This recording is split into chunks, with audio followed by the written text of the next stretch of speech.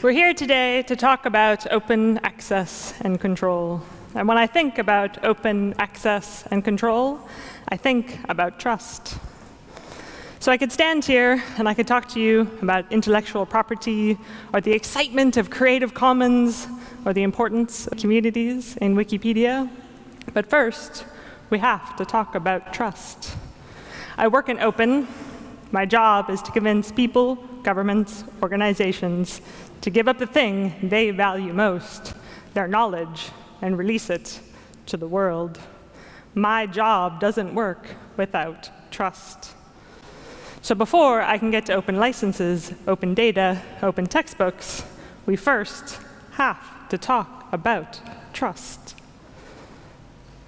By now, you figured out that I'm not South African. It's probably because I've said we need to talk about trust.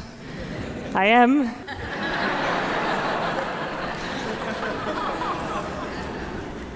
So you're wondering how I got here today. It's a good question. I got here by bike.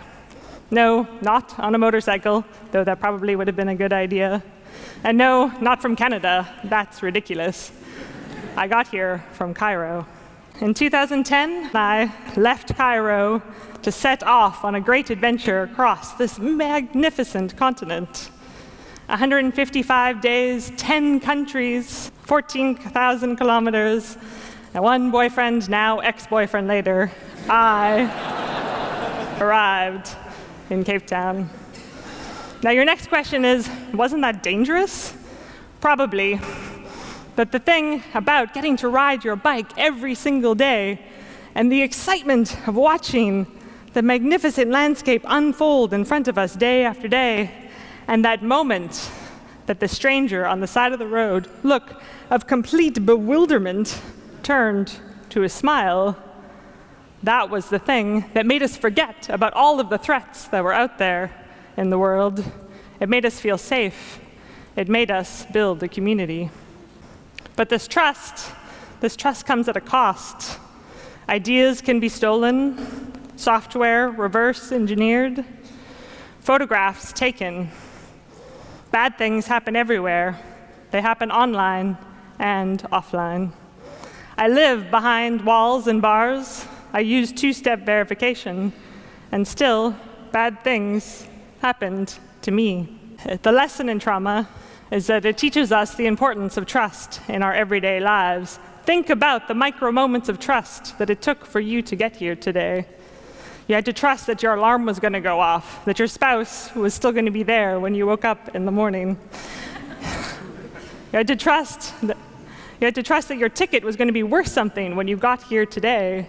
And against all good sense and reasonable judgment, we all trusted there was going to be electricity on. Our worlds don't work without trust. Trust works like oxygen. We need it to get through our everyday lives. We don't think about it until it's gone. I had to rewire my brain for trust. In South Africa, we live in high trust and low trust worlds. They're on top of each other. High trust environments are where our friends and our families are. These are the people that we welcome into our homes. This is where communication thrives and innovation booms. Any conflict within this space, this is resolved quickly because we're operating from a place of trust. Now think about a low trust environment. This is where we seek to control things. This is where we trust no one. This dichotomy of trust, it exists everywhere. We love people, we hate strangers. We love puppies, but we really hate strange dogs.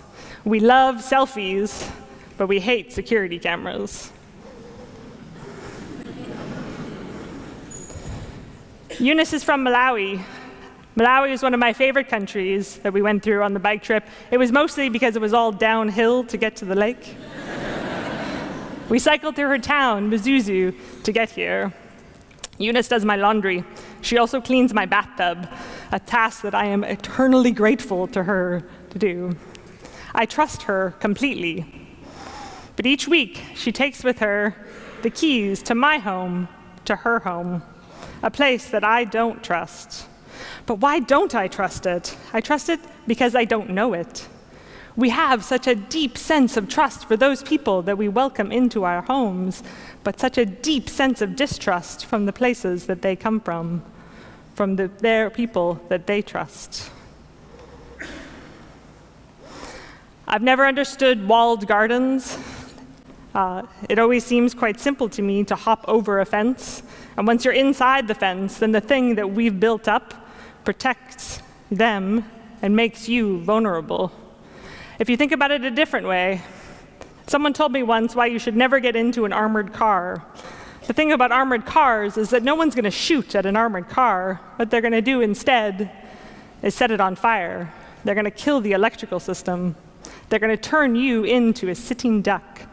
And the system that we built to protect us is the thing that makes you vulnerable.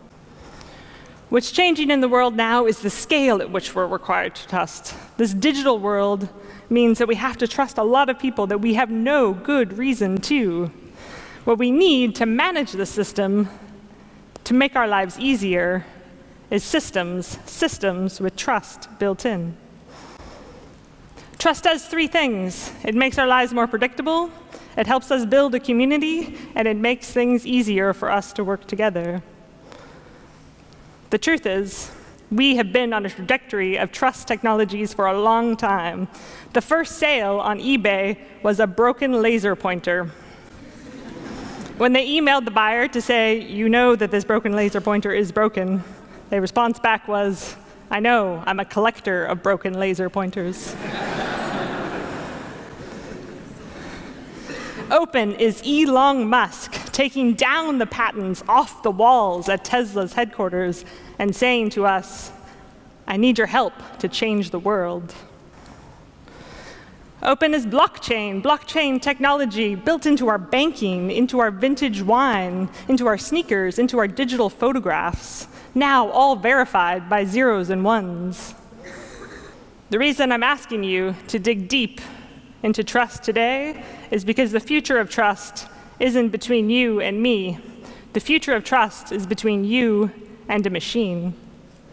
When I think about a good trust system, I think about an airport.